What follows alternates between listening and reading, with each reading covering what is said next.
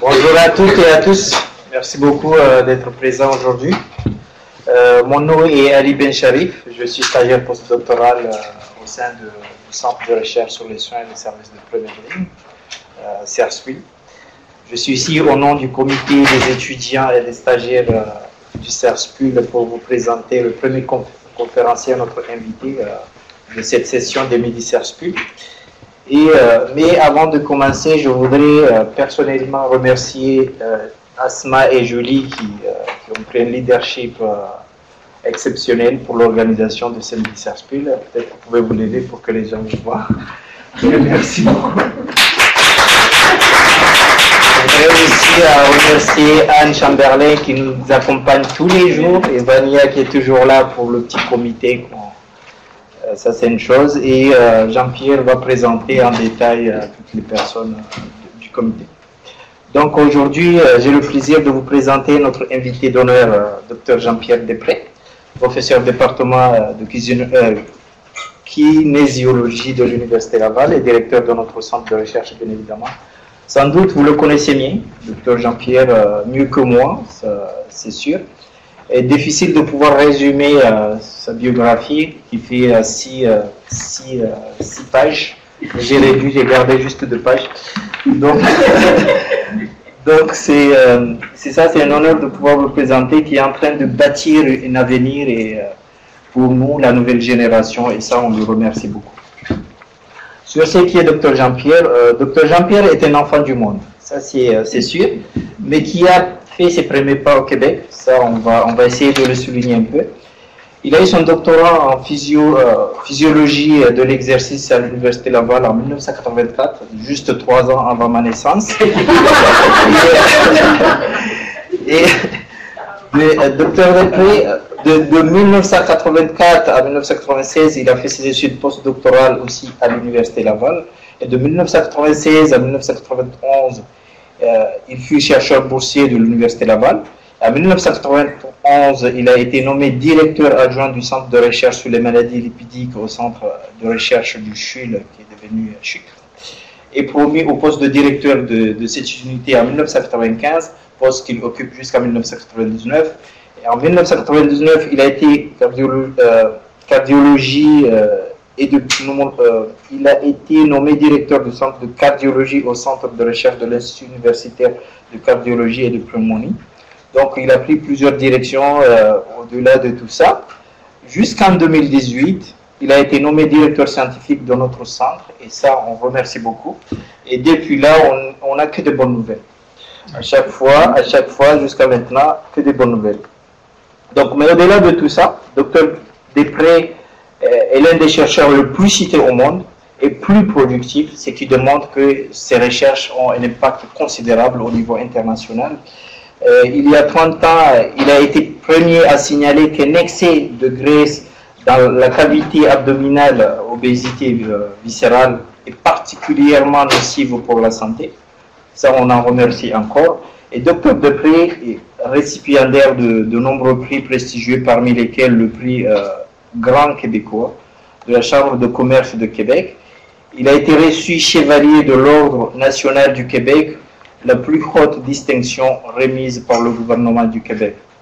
Donc, mais au-delà de tous ces palmarès, Dr Després est un très grand musicien qui joue beaucoup de la guitare avec un groupe qui s'appelle The Daedalus. Donc, c'est une affaire à suivre qu'on aura l'occasion d'en discuter en détail si vous venez à mon bureau un jour.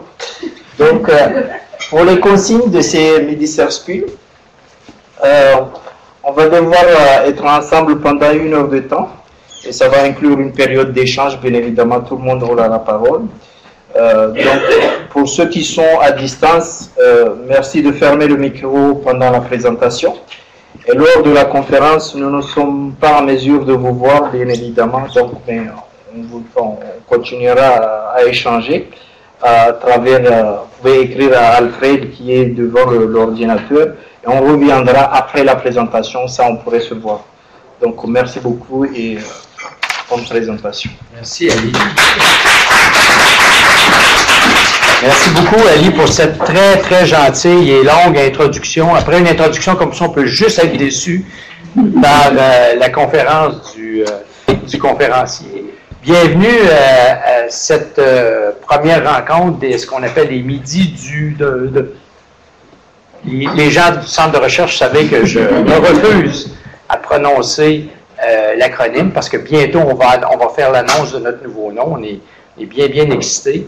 Mais je peux vous dire qu'effectivement, ce midi, je suis fébrile parce que c'est mon centre de recherche. Alors, je suis conférencier invité dans mon propre centre de recherche. Je suis très fébrile et excité ce midi par la chose. C'est un grand privilège de pouvoir diriger un centre dont l'avenir s'annonce extrêmement brillant, justement parce que il y a des étudiants brillants qui y œuvrent et qui, comme nous, les chercheurs, partagent cette vision de bâtir quelque chose de mieux pour les générations futures, ce que j'appelle, moi, un environnement apprenant dans toutes les dimensions de la santé qui va faire qu'on va bâtir ensemble un monde meilleur.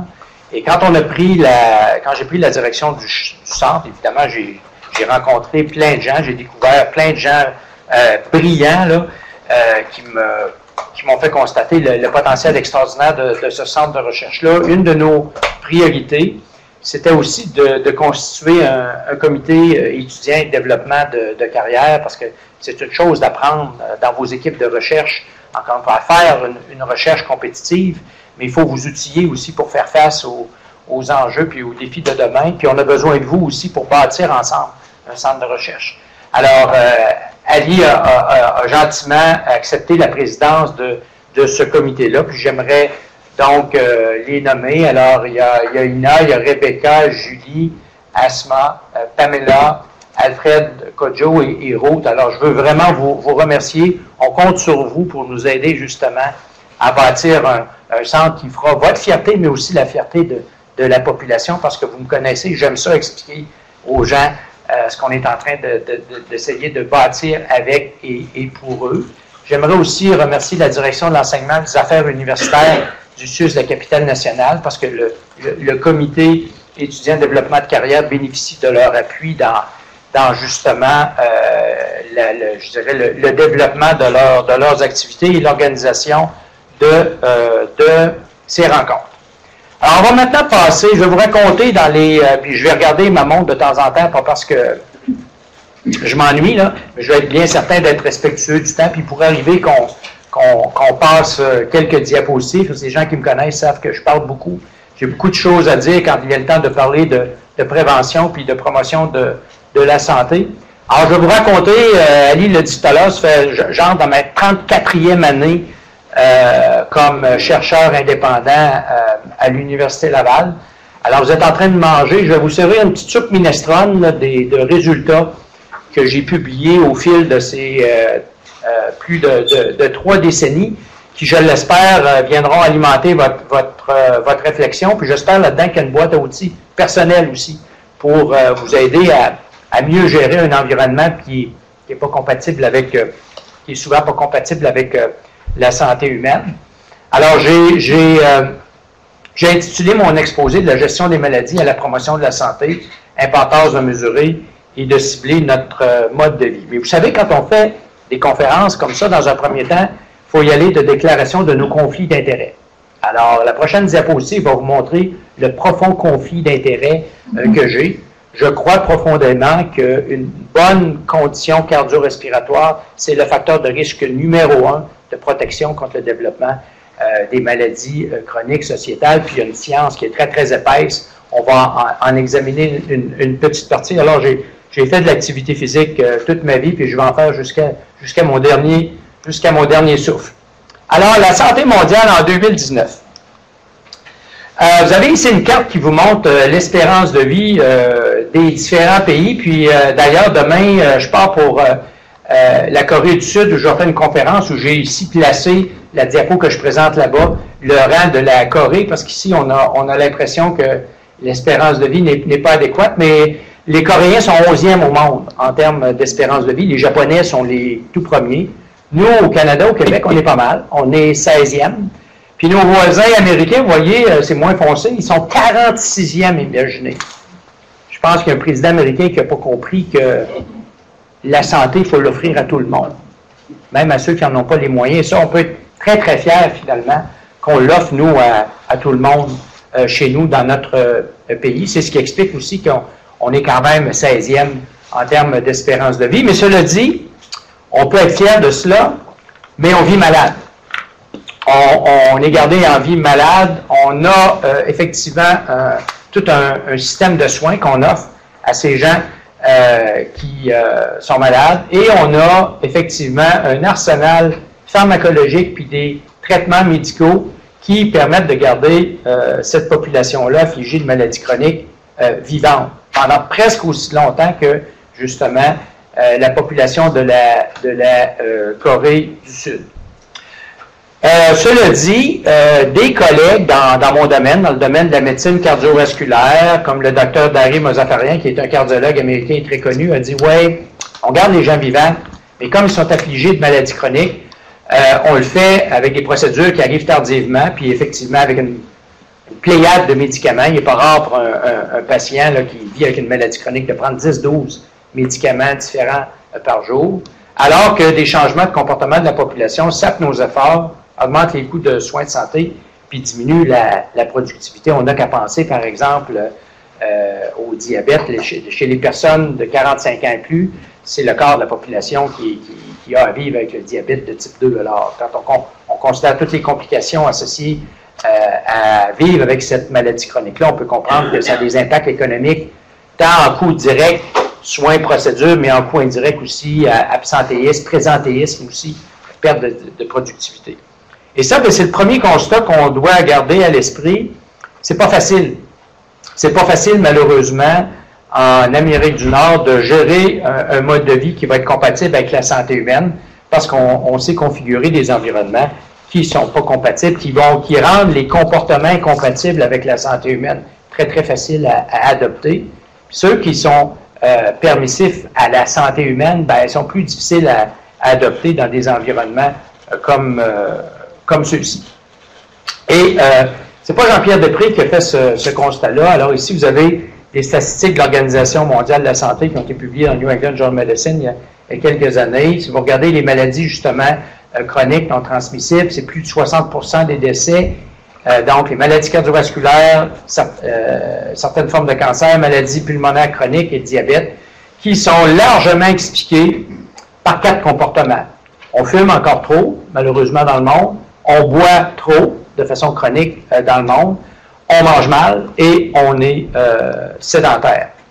Et il y a une pléiade de versions de ce type de diapositive qui vous montre la croissance de l'obésité partout dans le monde. Et moi, ce n'est pas l'obésité ma cible. Je peux vous dire, en 34 ans de recherche, je vois l'obésité comme un voyant rouge qui nous indique qu'il y a quelque chose qui ne va pas, justement, dans nos environnements et dans notre façon de vivre. Et ce que vous voyez, ce qui est quand même intéressant sur cette plaque, c'est qu'on est en croissance partout. Alors, il y a des pays, évidemment, où la prévalence de l'obésité est beaucoup plus faible qu'aux États-Unis, qu'au Mexique ou qu'en Australie, mais il y a de la croissance partout. Je pense que c'est ça le message qu'on doit retenir. Donc, finalement, on est en train d'installer à l'échelle planétaire, d'homogénéiser, si vous me permettez l'image, les environnements et l'alimentation. Une des conséquences de cela, c'est cette maladie métabolique que j'ai étudiée pendant maintenant plus de 35 ans, le diabète de type 2, qui résulte d'interactions entre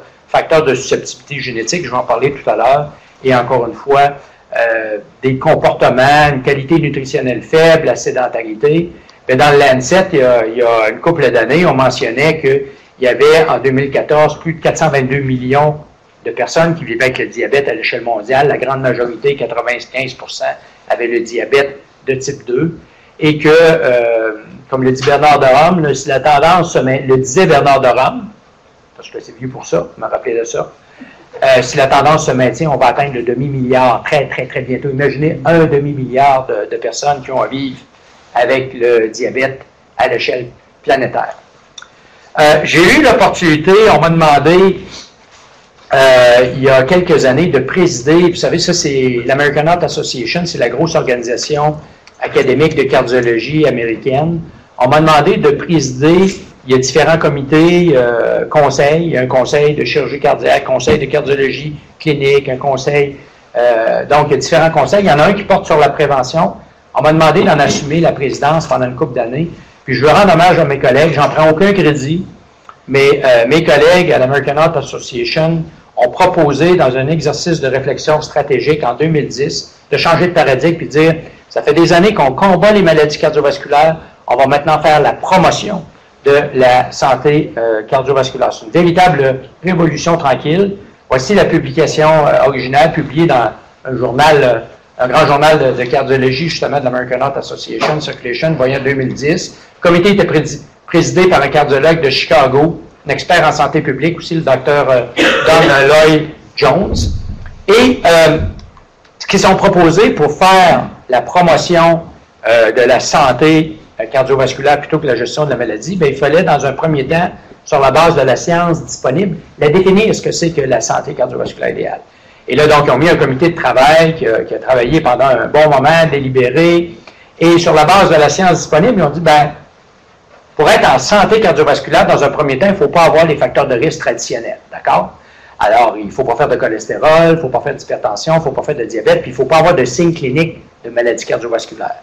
Mais ce qui est important dans le travail de ce comité-là, c'est qu'ils ont aussi souligné l'importance de comportement pour définir la santé cardiovasculaire idéale. Et ça, c'était la première fois que c'était fait, de dire, ben, pour être en santé cardiovasculaire idéale, il ne faut pas juste que la biologie soit correcte, que le médecin de famille va évaluer. Hein? Ils sont très bien formés, d'ailleurs, nos médecins de famille, pour suivre votre cholestérol, votre tension artérielle, le diabète. Mais il faut également que, pour être en santé cardiovasculaire idéale, il ne faut pas fumer, il ne faut pas faire d'obésité abdominale, je vais en parler tout à l'heure. Il faut faire de l'activité physique régulière, 150 minutes d'activité physique modérée par semaine, puis il faut avoir une alimentation de bonne qualité. Et ça, bien évidemment, nos médecins, nos professionnels de soins de proximité ne sont pas formés à mesurer le niveau d'activité physique et de mesurer la qualité nutritionnelle. Et fort, donc, vous voyez, en anglais, on appelle ça le Simple 7. Alors, les critères qui définissent la santé cardiovasculaire idéale. Après ça, les chercheurs ont dit, fort de ces critères-là, on va regarder dans différentes cohortes dans le monde, c'est quoi le pourcentage des gens qui rencontrent ces 7 critères-là. C'est tout le moment dans ma conférence où je pose la question à mon auditoire. Pensez-vous que c'est 2 5 10 je vais aller vite parce que vous avez peut-être vu la diapo, c'est 0,1 de la population. C'est un individu sur 1000, imaginez, qui rencontre les critères du Simple 7, dans santé cardiovasculaire idéale. Il y a deux façons de voir ça. On peut être très déprimé. Moi, je suis plutôt, je regarde ça d'une façon très positive. Je me dis, il y a place à amélioration, on s'entend. Parce qu'imaginez, on a quand même une bonne espérance de vie. Hein? On aimerait bien donc combattre un peu les conséquences des maladies chroniques sociétales. Alors imaginez si on est capable, sur le plan de la santé publique, de déplacer le curseur un petit peu. On va avoir un impact absolument très, très important sur la santé de la population. Alors maintenant, un peu de science par rapport à l'importance des comportements et de la biologie. Ça, c'est peut-être une des diapos les plus importantes que je vais vous montrer ce midi. Elle est très simple pourtant, mais vous allez voir qu'elle est percutante. Alors, vous savez, si ça, c'est une cohorte américaine, et vous allez trouver plein d'études qui ont montré exactement la même chose. Alors, ce que vous avez ici, c'est l'étude ARIC américaine, 13 000 personnes qui ont été suivies pendant 20 ans. Et ce que vous avez ici sur l'axe des Y, c'est le taux d'incidence de maladies cardiovasculaires pendant le suivi de 20 ans. Le groupe de référence, il est ici. Là. Ça, c'est le taux chez ceux qui rencontraient 6 ou 7 des 7 critères de santé cardiovasculaire idéale. Vous allez me dire, Jean-Pierre, pourquoi il n'y avait pas un groupe qui avait tous les critères? Il y aurait eu 10 sujets dans la cellule. Un groupe aurait été trop petit pour avoir des estimés relativement stables. Alors, ce que vous avez ici, c'est le groupe de référence qui ont presque tout bon. Ils ont 6 des 7 critères ou les 7 critères, d'accord? Et ce que vous êtes en mesure de constater, c'est que si les facteurs biologiques ne sont pas idéaux, alors si ces sujets-là font du cholestérol, font de l'hypertension et font du diabète, bien là, vous voyez que le risque est augmenté de plus de 10 fois. Ça, on sait ça en épidémiologie cardiovasculaire depuis 50 ans, imaginez-vous. On sait ça depuis longtemps. Mais ce qui est phénoménal dans cette plaque-là, c'est quand même chez ceux qui ont toute la biologie bonne, qui ne font pas de cholestérol, qui ont une tension artérielle normale, qui ne font pas de diabète, si les comportements ne sont pas idéaux, bien regardez, le risque est aussi augmenté de 10 fois. Et regardez la combinaison qui est très, très fréquemment retrouvé dans nos populations, chez nos patients, dans notre population. Les facteurs biologiques ne sont pas idéaux, combinés à des comportements qui ne sont pas idéaux, bien là, vous regardez l'explosion du risque. Alors, on ne fait pas de génomique ici, on ne fait pas de médecine personnalisée, ce n'est pas des outils compliqués. On appelle d'ailleurs ça le Simple 7.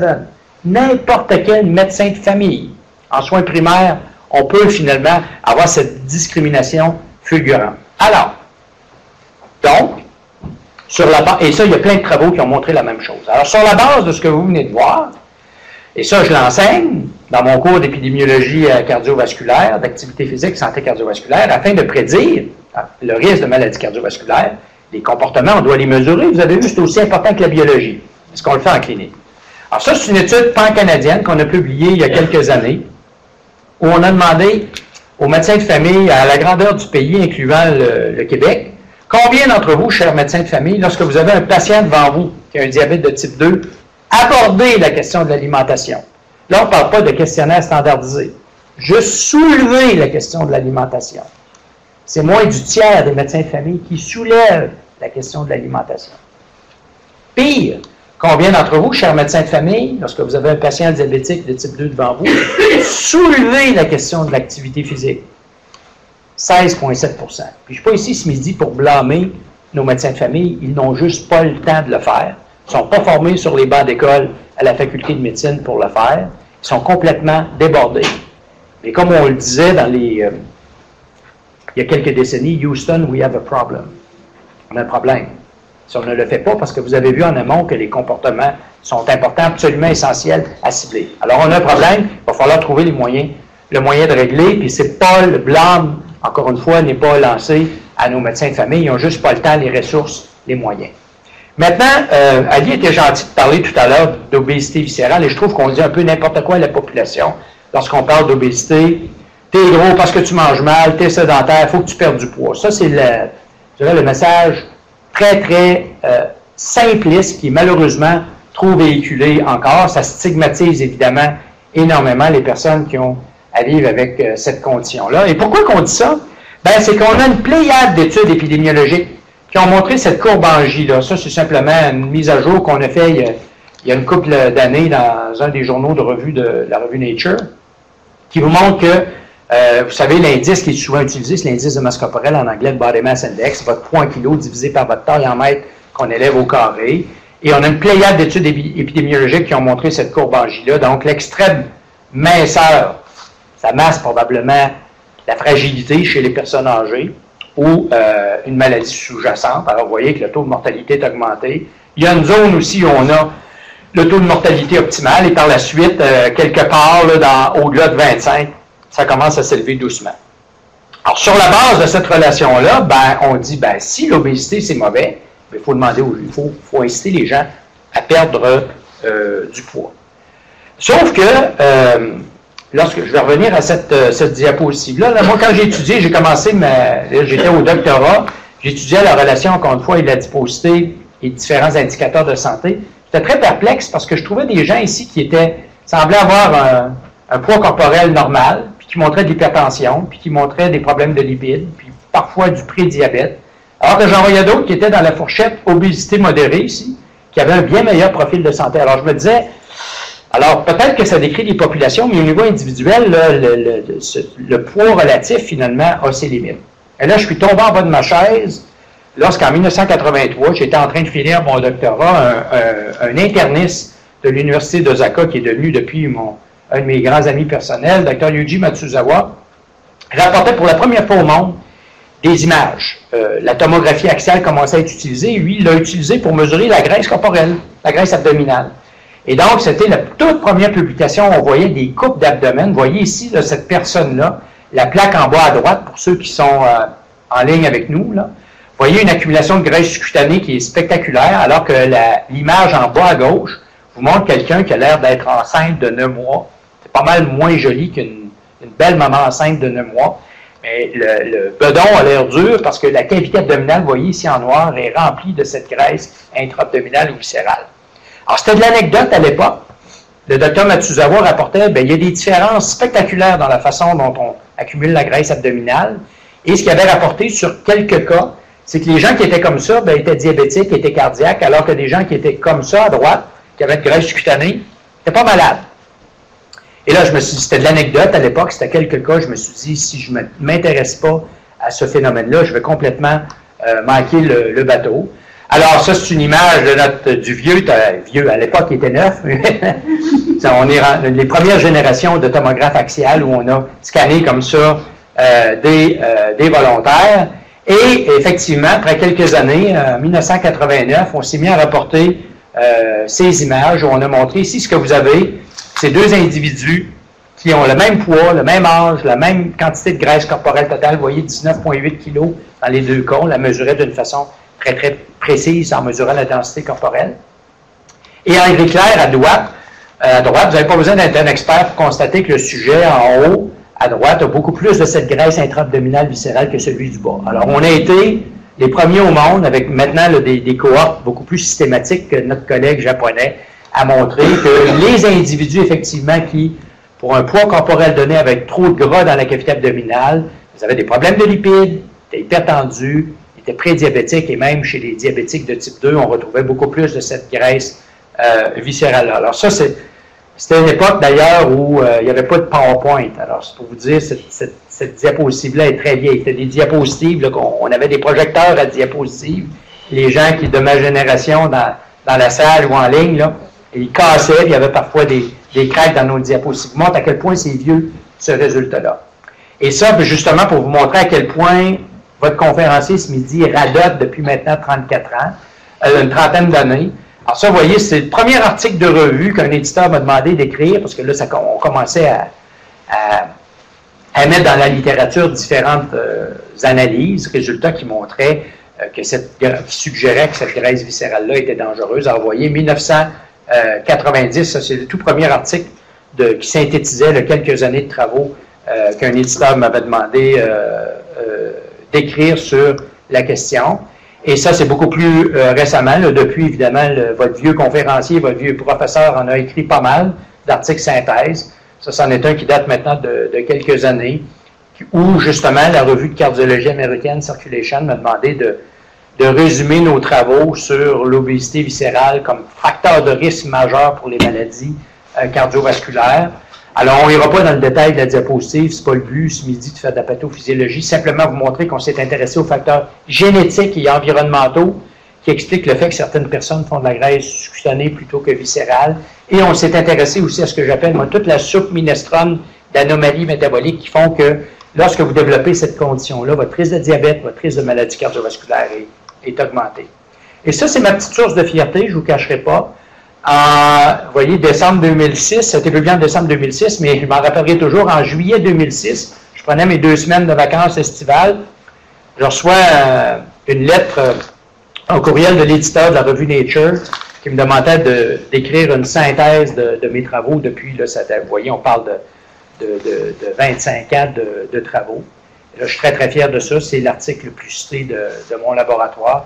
Et là, mes vacances estivales ont été finies. Quand l'éditeur de Nature vous demande d'écrire un article sur vos travaux, vous dites pas non parce que vous êtes en vacances. Les jeunes dans la salle, là, ne faites pas ça, s'il vous plaît.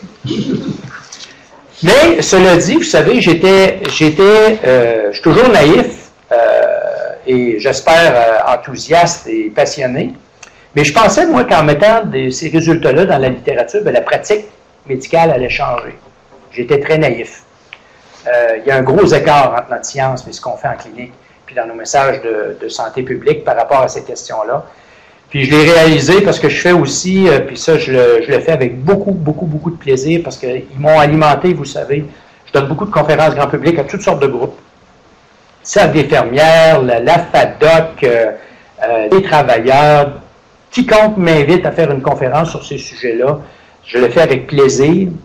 Parce que ça me permet d'avoir un contact direct et je peux vous dire aussi que ce contact-là a beaucoup alimenté les questions que j'ai eues de la population, ont beaucoup alimenté aussi ce que j'ai fait comme travail de recherche parce que parfois j'avais des questions pour lesquelles je n'avais pas de réponse. Je me disais, voilà quelque chose qui préoccupe les citoyens, on va essayer de trouver des réponses puis de leur revenir là-dessus. Ça m'a permis aussi d'apprendre aussi à vulgariser et à simplifier les messages puis à laisser les choses compliquées de côté au fil des ans. Mais pour combler ce fossé-là, finalement, on a créé à l'Université Laval une chaire dont le nom est un peu compliqué, chaire internationale sur le risque cardio-métabolique, mais le but de cette organisation-là, c'est de mobiliser la planète puis de faire un consensus. Alors, si les différentes organisations de santé ne se préoccupent pas d'obésité viscérale, comme facteur de risque majeur pour les maladies chroniques sociétales, est-ce qu'on peut au moins rassembler des experts de différents domaines à l'échelle planétaire pour faire consensus là-dessus? Alors, on n'ira pas dans le détail, mais vous avez vraiment la crème de la crème là-dedans. Je suis très, très fier de ces collaborateurs-là qui sont évidemment au fil des ans devenus des amis, là, qui sont des experts dans le domaine de la cardiologie, de l'endocrinologie, de l'hypertension, de la prévention, de la nutrition, de l'activité physique. On a un site Internet aussi, si jamais vous souhaitez suivre la littérature qui est publiée sur les thématiques d'aujourd'hui. Alors, vous faites www.myhealthywaste.org. Notez que ce n'est pas myhealthyweight.org. Et vous aurez accès là, à tout ce qui est publié de pertinent au sujet que j'aborde ce midi. On est content, on est fiers parce que ce site-là est visité par 180 pays. Et on organise un congrès international. Le dernier qu'on a organisé, c'est avec des collègues australiens de Nouvelle-Zélande qui s'est tenu là, en octobre dernier à Sydney, en Australie.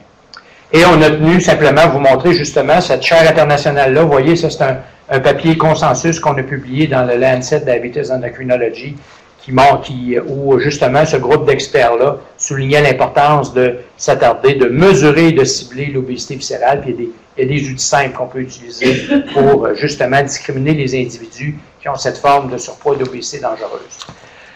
Quand j'ai débuté ma carrière, je m'intéressais surtout au lien avec le diabète et les maladies cardiovasculaires, mais là, vous allez voir que il y a des travaux, puis ça, c'est tiré de cette publication-là, on souligne qu'au-delà du diabète et des maladies cardiovasculaires, il y a d'autres maladies chroniques qui sont étroitement reliées à cette forme de surpoids et d'obésité. Alors, au-delà du diabète et des maladies cardiovasculaires, il y a l'apnée du sommeil. Alors, ce qu'on a découvert, c'est qu'encore une fois, si vous êtes gras par en dedans, les voies respiratoires, il y a de la graisse ici qui s'accumule. On a scanné les langues, et les langues sont épaisses, la langue devient grasse. Imaginez, on voit très, très bien, là, ça ressemble à un pogo un peu. Alors, on voit très, très bien la graisse dans le milieu de la langue.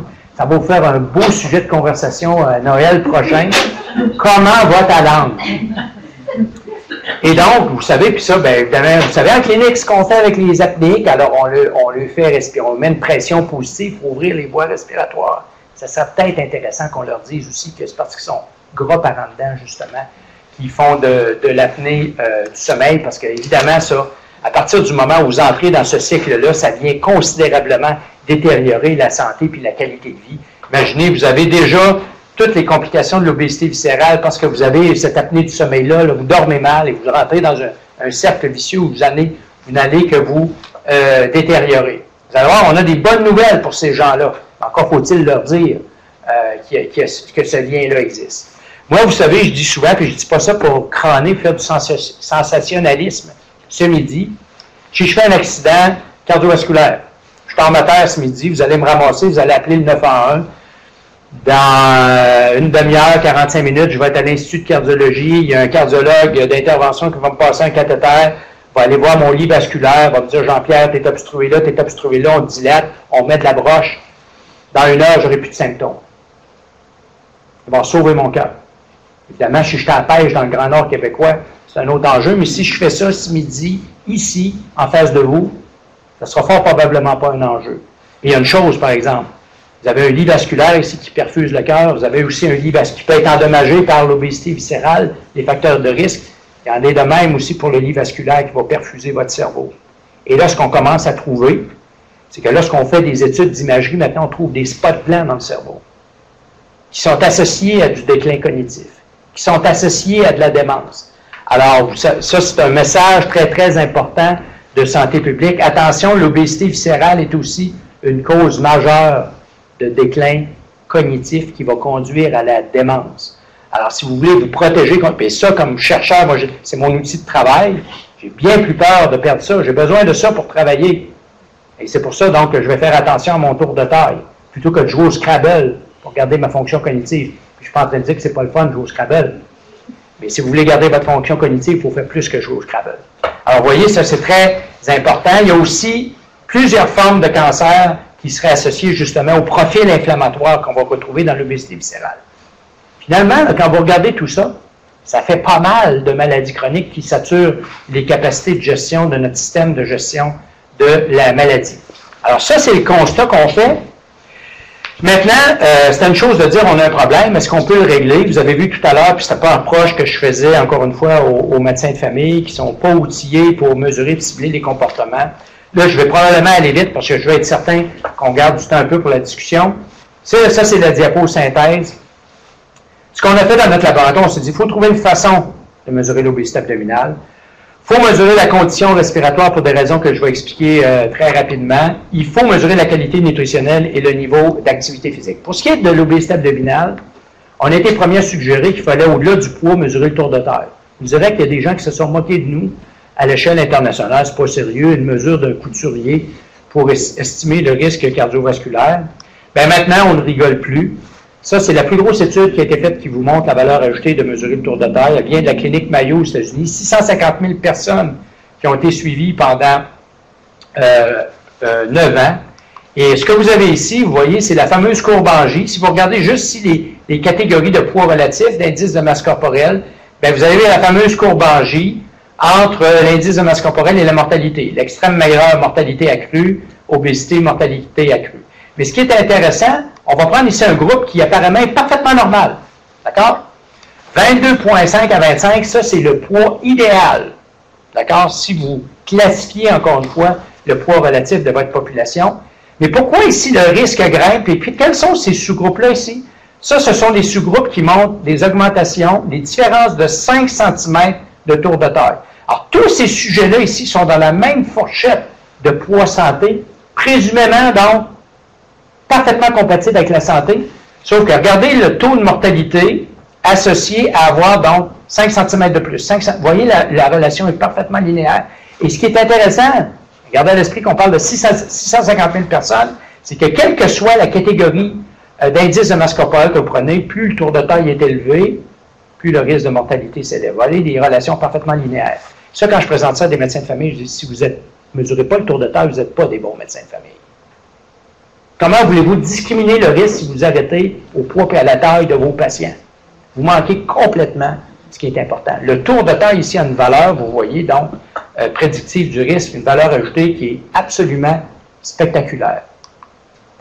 Et justement, je m'en vais en Corée demain, je vais leur rendre hommage. Les Coréens ont fait la même chose, imaginez, un petit échantillon, 23 263 878 Coréens. Ils ont trouvé la même chose. Ils ont trouvé qu'à la grandeur de la Corée, quel que soit dans les différentes catégories de poids corporel, plus le tour de taille est élevé. J'espère que la taille de l'échantillon est considérée suffisante.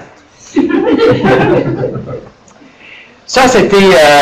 on m'avait demandé de commenter avec mon collègue Benoît Arsenault un rapport que l'INSPQ a publié l'automne dernier. C'était pas des bonnes nouvelles. Alors, je vous parle de BEDEN, je vous parle d'obésité abdominale. Ben, ce que le rapport concluait, c'est que l'obésité abdominale a doublé en 30 ans au Québec.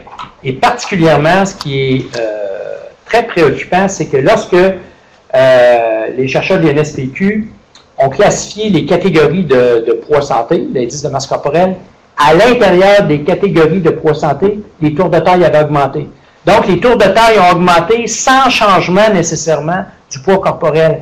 Imaginez, qu'est-ce qui se passe pour expliquer ça? C'est que les gens, leur tour de taille augmente, ils prennent du bedon, ils perdent la masse musculaire. Et là, on est rendu 1 Québécois sur 5 qui a un poids santé adulte, 1 Québécois sur 5 a de l'obésité abdominale, qui a un poids santé.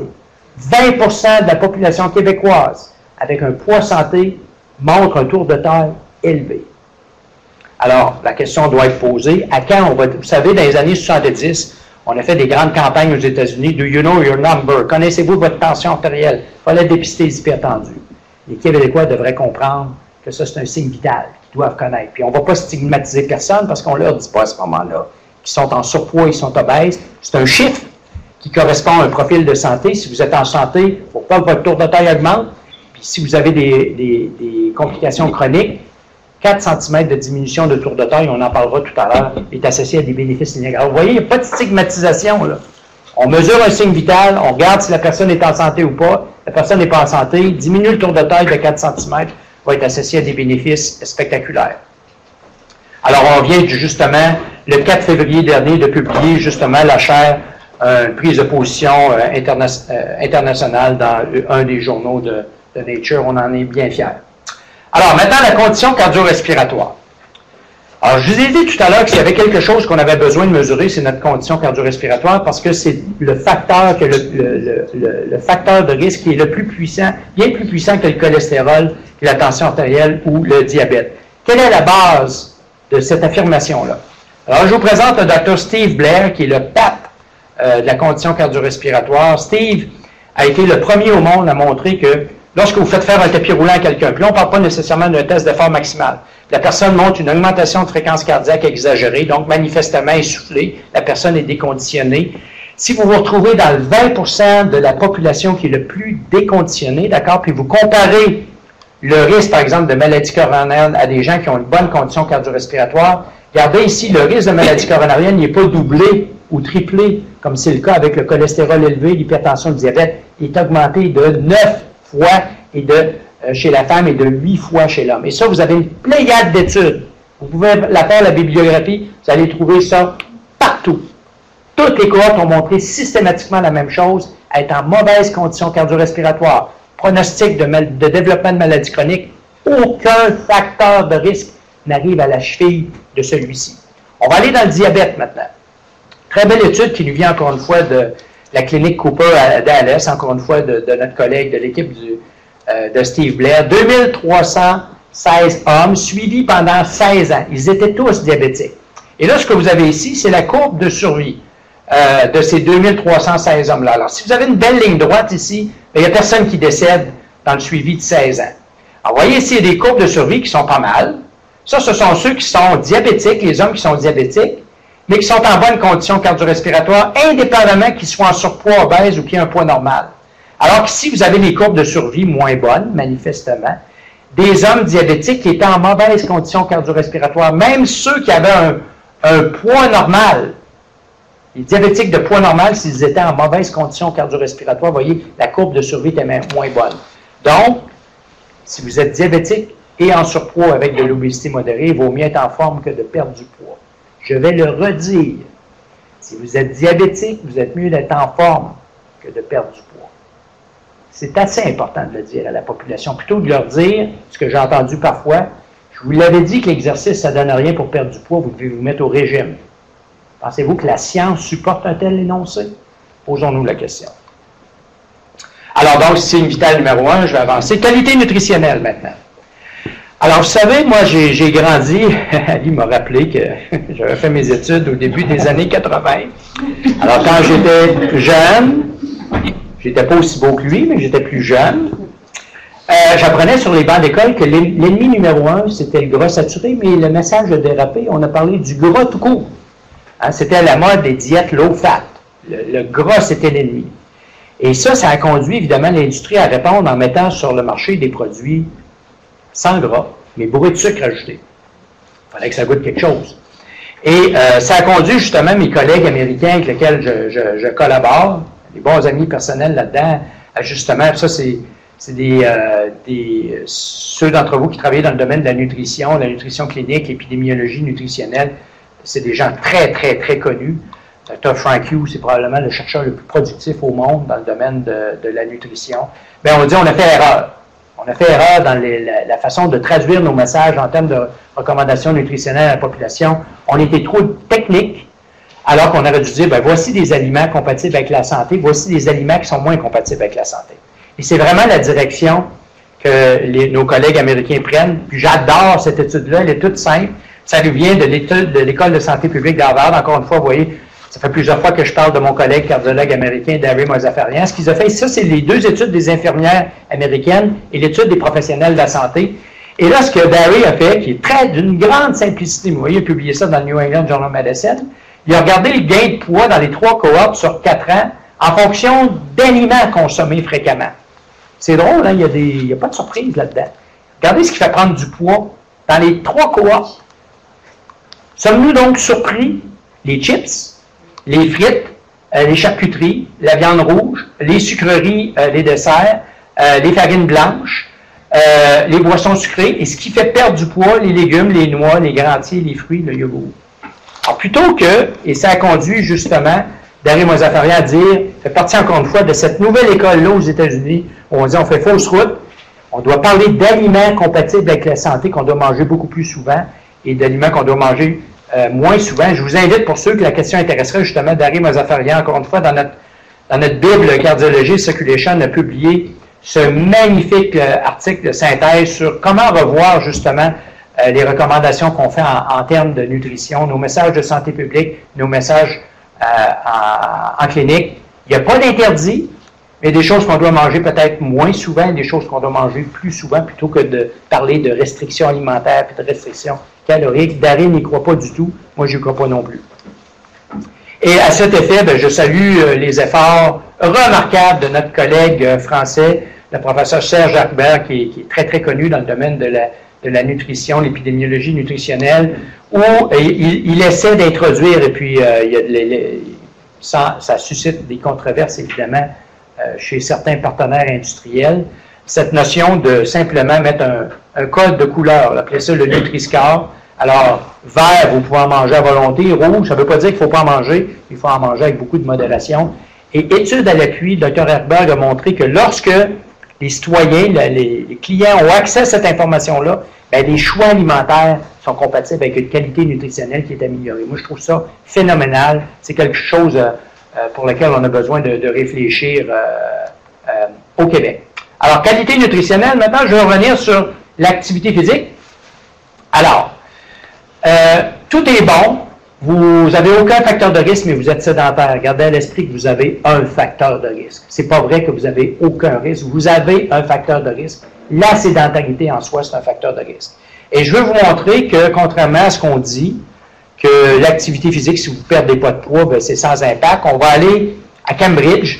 C'est une étude pour laquelle on a eu le privilège. On collabore avec nos collègues de l'Université de Cambridge. Ils ont une cohorte, la cohorte Epic Norfolk, qui est très, très connue. Moi, je caresse le rêve qu'on fasse la même chose, justement, à l'intérieur de notre centre de recherche, développer, encore une fois, un écosystème apprenant. Alors, ils ont une belle cohorte qui étudie maintenant depuis une vingtaine d'années. Dans ce cas-ci, l'analyse spécifique que je vais vous montrer, c'est 10 000 hommes et femmes, âgés de 45 et 79 ans, qui ont été suivis pendant 19,9 années. Et je vous amène tout de suite au résultat. On va, Katie, qui est une épidémiologiste bien connue à l'Université de Cambridge, a développé un questionnaire très, très simple qu'on utilise, nous, dans nos travaux, pour classifier le niveau d'activité physique des répondants, donc des citoyens, des patients, de inactifs à très actifs. D'accord? Quelques questions, activité occupationnelle, activité de loisirs. Et ce que vous avez ici, donc, on va regarder le taux de maladies coronariennes, les barres noires ici, chez les hommes et les femmes qui ont des tours de taille élevés, qui ont de l'obésité abdominale, d'accord, et qui rapportent être inactifs.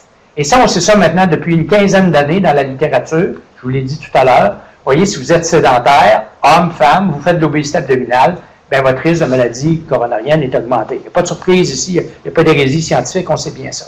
Mais ce qui est remarquable dans cette figure-là, regardez ici les hommes et les femmes qui ont des tours de taille élevés, qui ont de l'obésité abdominale, mais qui rapportent être actifs. Regardez leur taux de maladie coronarienne. Alors, vous voyez, diminuer, réduit, une différence de plus de 50% dans le taux d'événements coronariens chez les hommes et les femmes qui ont des tours de taille élevés, mais qui sont actifs. Alors, plutôt que de dire à ces hommes et ces femmes-là, voyez, l'exercice de l'activité physique, ça ne donne rien si vous ne perdez pas de poids. Monsieur, madame, votre tour de taille n'a pas bougé, mais allez marcher avec votre blonde, avec votre chien, avec vos enfants tous les jours.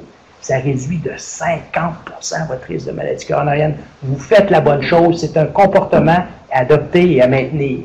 Je pense que c'est important, ça, de véhiculer ces messages-là.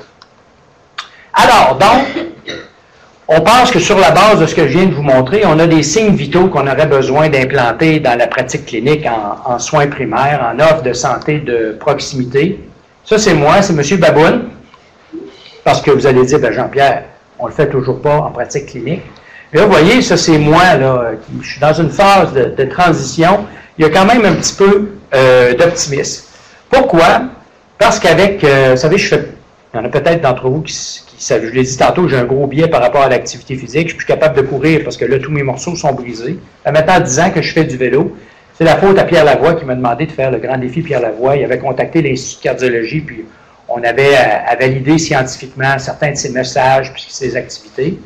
Et ça nous a conduit à réfléchir, à développer une offre d'évaluation, encore une fois, des comportements, du profil de santé pour les travailleurs, parce que Pierre, c'est un col bleu de formation.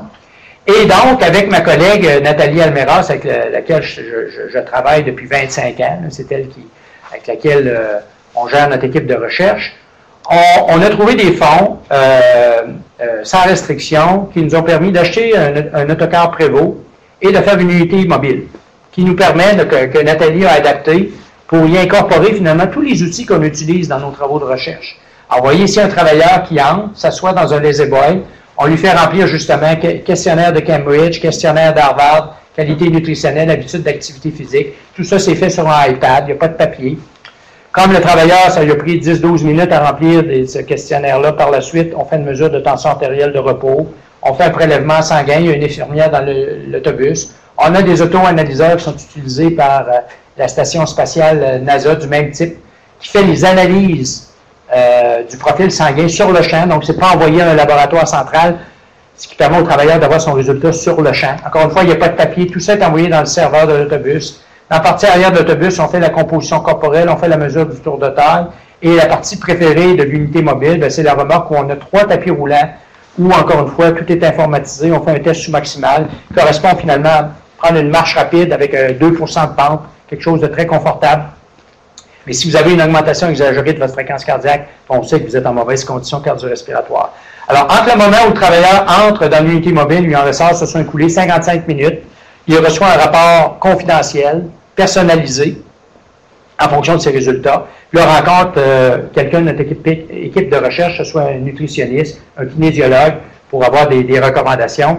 Je n'irai pas dans les détails, mais par la suite aussi, on fait un concours pour inciter les travailleurs à modifier leurs habitudes de vie et on va les réévaluer. On va les réévaluer 3 mois plus tard. Donc ici, on est très fiers de vous dire qu'on était capable d'encapsuler dans une unité mobile ce que je vous parle tout à l'heure. À défaut de pouvoir implanter ça en groupe de médecine familiale, on a dit on va avoir une unité mobile, on va aller rencontrer les employeurs qui veulent offrir ça à leurs employés. Évidemment, il faut payer les coûts d'opération. Et c'est ce qui nous a permis de bâtir une cohorte. On a maintenant 5500 travailleurs pour lesquels on a les signes vitaux comportementaux, un profil de santé complet. Je vais aller très, très vite, simplement pour vous montrer que l'activité physique rapportée par le questionnaire de Cambridge, quand on le valide en fonction de la condition cardio-respiratoire qu'on mesure directement sur le tapis roulant, bien, vous voyez, ce n'est pas du bruit qu'on mesure. Alors, les travailleurs qui nous rapportent être les plus actifs physiquement, bien, ce sont ceux-là qui ont la meilleure condition cardio-respiratoire. Je vais avancer vite, là. On leur fait faire un concours, ils font des équipes de 5, et là, ben, c'est comme les cubes énergie que les enfants font, que moi, mes poutres font à la maison, là. Alors, ils ont des points en fonction du changement de leurs habitudes de vie. Ils vont sur Internet, et là, ils compétitionnent les uns contre les autres, les équipes de 5. Et 3 mois plus tard, on va les réévaluer. Et voici ce qu'on a trouvé 3 mois plus tard, lorsqu'on est allé les réévaluer.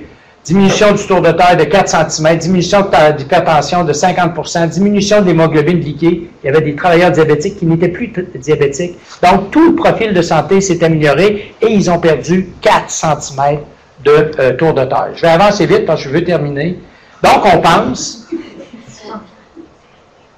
0 minutes, c'est fini? Ben, ça, je vais finir pour les gens qui sont ici en place. On pense qu'on a finalement la démonstration qu'on a des outils qui méritent à être implantés en soins primaires. On est prêt pour ça.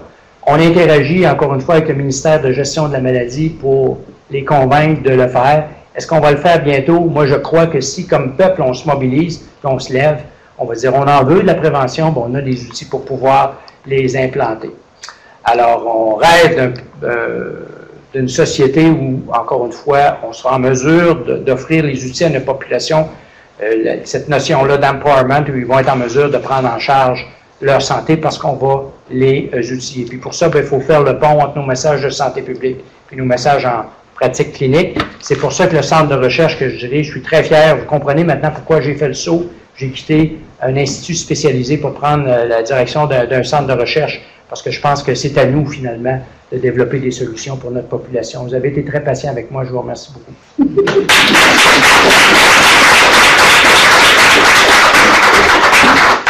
Merci beaucoup, Dr Jean-Pierre Depré. On va maintenant ouvrir la session des questions. Donc, s'il y en a qui sont à distance, qui voudront prendre la parole ou bien sur place, n'hésitez pas, c'est le moment. Il y a des questions ici, en tout cas, dans la salle. Pour l'évaluation que vous faites, pas nécessairement faire l'évaluation avec un médecin pour évaluer son taux cardio-respiratoire, il y a des manières de faire. Absolument pas. Ça, c'est fait.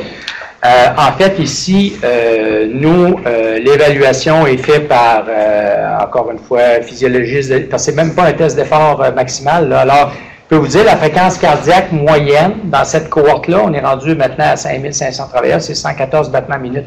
C'est très, très confortable. Ça se fait en quelques minutes. C'est l'équivalent de prendre une marche rapide avec une toute petite pente. Nous, on l'a validé avec des mesures directes de test à l'effort maximal. Puis donc, la discrimination de ceux qui sont en mauvaise condition cardio-respiratoire, elle est très, très bonne. C'est pour ça que ça ne prend que quelques minutes.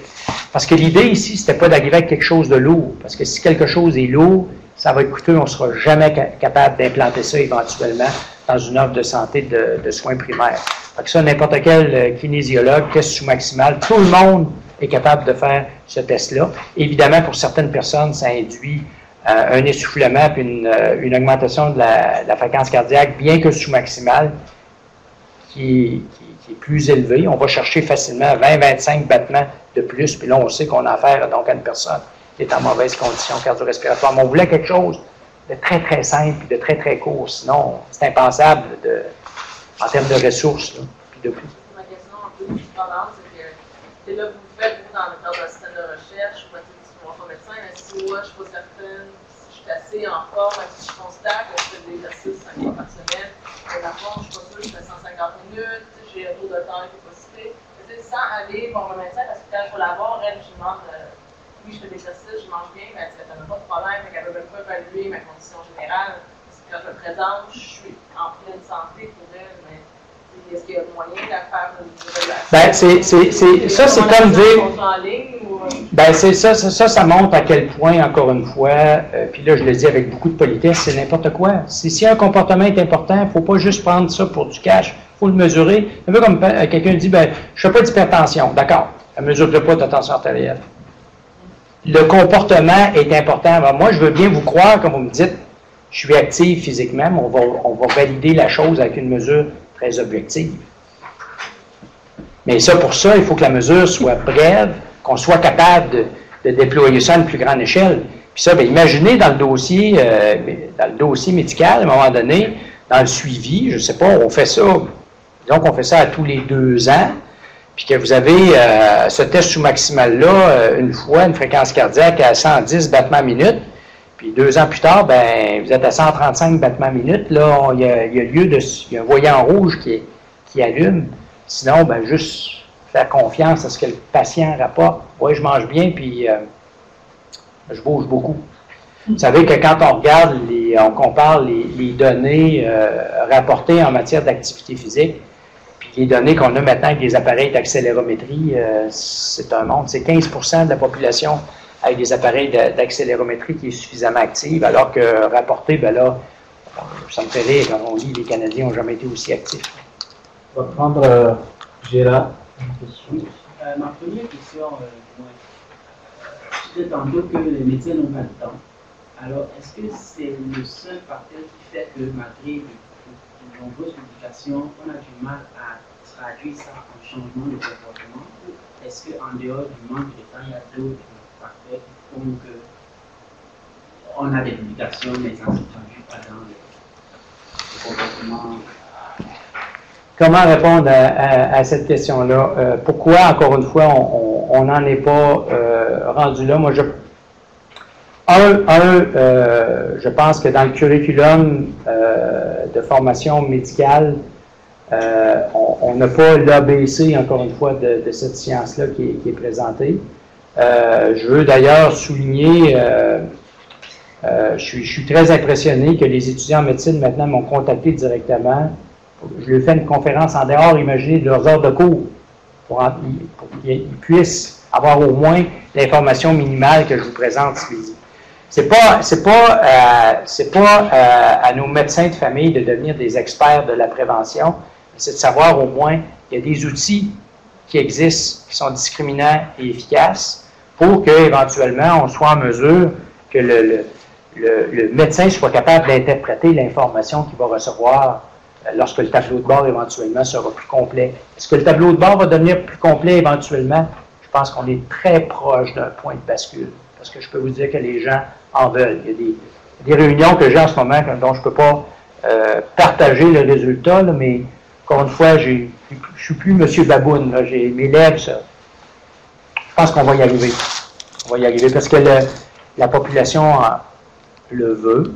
Je peux vous dire que ce qu'on a aussi, c'est qu'on a beaucoup d'initiatives en matière de prévention où on ne fait pas l'évaluation de l'impact de ce qu'on fait. Il y a plein de groupes qui sont bien intentionnés en matière de promotion de la santé et de prévention. Mais encore, faut-il se donner les moyens? Qu'est-ce que ça donne? Quel est l'impact? On a besoin de quantifier l'impact de ces interventions-là.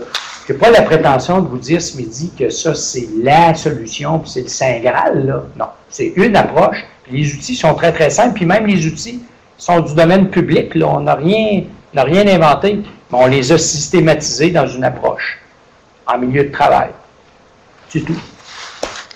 Okay, on va essayer de boucler avec les gens qui sont à distance, et on vous remercie pour votre présence. On va continuer peut-être avec les questions sur place. Donc, je vais juste annoncer que le prochain Midi Circle aura lieu le 25 mars avec Mathieu Ménard qui sera comme conférencier invité pour cela. Il y a une question, on va la prendre. Normalement, il y a une question, on va prendre une question à distance et... Mireille qui dit bonjour, je travaille en GMF et je trouve que l'approche que vous posez est vraiment géniale. Comme vous l'avez dit, les médecins de famille n'ont pas le temps de faire ce genre d'évaluation et de suivi, mais je crois que les infirmières, cliniciennes, praticiennes, les pharmaciens et les travailleurs sociaux pourraient être mis en contribution pour la santé des patients. Vous avez fait un lien avec les démences et l'obésité. Actuellement, les équipes GMF sont formées pour mieux repérer, évaluer et suivre les personnes à risque de TNCM. Est-ce que des outils de dépistage d'habitudes alimentaires et activités physiques sont disponibles? Si vous pouvez nous les envoyer. Oui, alors la question qu'on pose là, c'est encore une fois l'utilité d'une équipe multidisciplinaire dans les GMF. Absolument d'accord avec vous, tout à fait convaincu. J'irais plus loin que, évidemment, vous avez déjà une équipe en place, des spécialistes du changement de comportement, psychologues, tout ça, travailleurs sociaux, infirmières. J'ajouterais aussi des nutritionnistes et des kinésiologues. On a vraiment besoin de faire entrer ça dans les GMF. Maintenant, encore une fois, toute la dimension du lien. Moi, je caresse le rêve parce que moi, je me suis intéressé au diabète, maladie cardiovasculaire. Et puis, nos collègues, vous savez, ici, on a un centre de recherche qui s'appelle le cerveau, là, qui s'intéresse à la santé, justement, du cerveau. Et je caresse le rêve qu'on bâtisse des équipes, justement.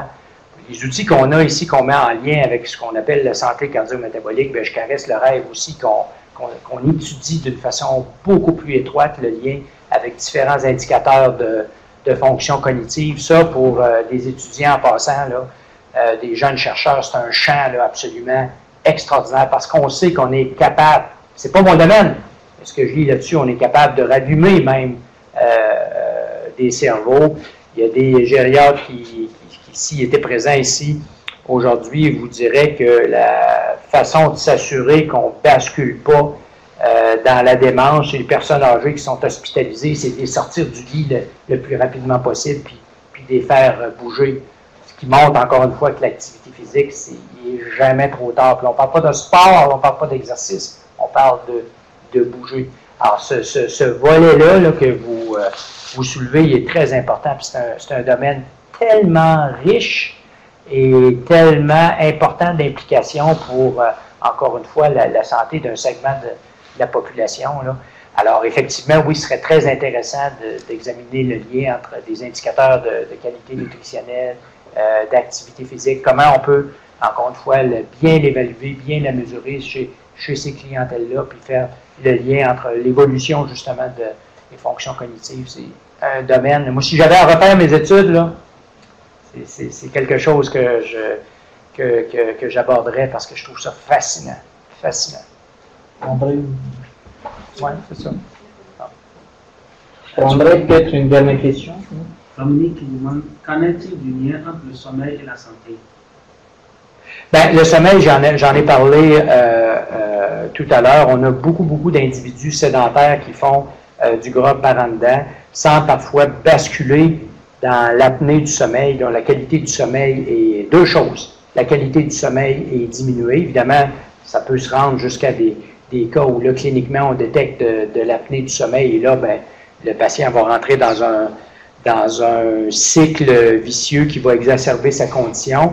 L'autre chose aussi, si je comprends bien l'essence de la question, c'est qu'il ne faut pas ignorer aussi l'importance d'un sommeil de qualité. Alors, qualité nutritionnelle élevée, oui.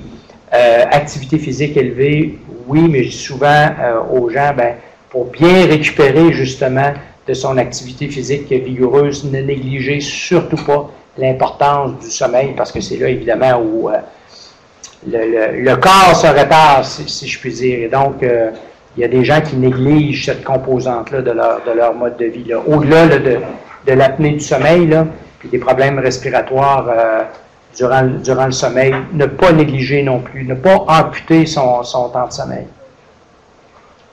Donc, on va peut-être essayer de boucler. Donc, Jean-Pierre, c'est quelqu'un de très accessible. Vous pouvez toujours l'envoyer mail ou continuer la discussion à son bureau. Donc, merci beaucoup pour votre participation. Et il ne faut pas oublier, vous êtes tous invités sur place parce qu'on offre des lunchs aussi, des boîtes à lunch. Donc, pour le 25 mars prochain avec Mathieu Ménard. Merci beaucoup. Merci.